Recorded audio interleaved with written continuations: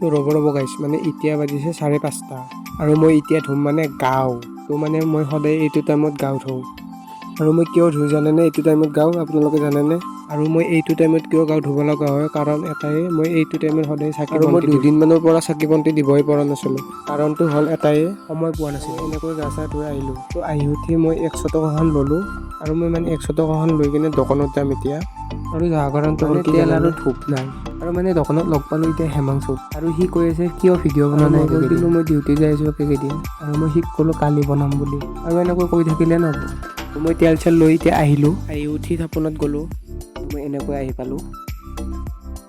তো ধূপ চুপ জ্বলালোঁহে, আৰু তাৰে আগতে এটা কথা কওঁ আপোনালোকক। তো আপোনালোকে সদায় গধূলি বন্তি দিয়েনে? মোৰ কিন্তু সদায় বন্তি দিয়া যায়। এনেকৈয়ে মই সেৱা কৰিলোঁ ভগৱানক। আৰু মই সেৱা কৰিলে এটাই ভগৱানক খোজোঁ, হে ভগৱান, মোৰ যাতে ভিডিঅ'টো সকলোৱে ছাবস্ক্ৰাইব কৰি দিয়ে। মই আপোনালোকৰ যদি ভিডিঅ'টো ভাল লাগে চাই কিনে আপোনালোকে প্লিজ ছাবস্ক্ৰাইব এটা কৰি দিব। আপোনালোকৰ কাৰণে ইমান কষ্ট মই ইয়াত বন্তি দিছে। উঠি কিনে মই বাহিৰত যাওঁ। বাহিৰত যাই এটা তুলসীৰ গাছ আছে, এই গছটোত মই ধূপ এডাল জ্বলাওঁ আৰু ইয়াতে মই সেৱা কৰোঁ এটা। আৰু গছডালেই হ'ল এইডাল, মানে এইডালতে মই সদায় ধূপ জ্বলাওঁ আৰু এনেকৈ ধূপ জ্বলাই মই ইয়াতে সেৱা কৰোঁ।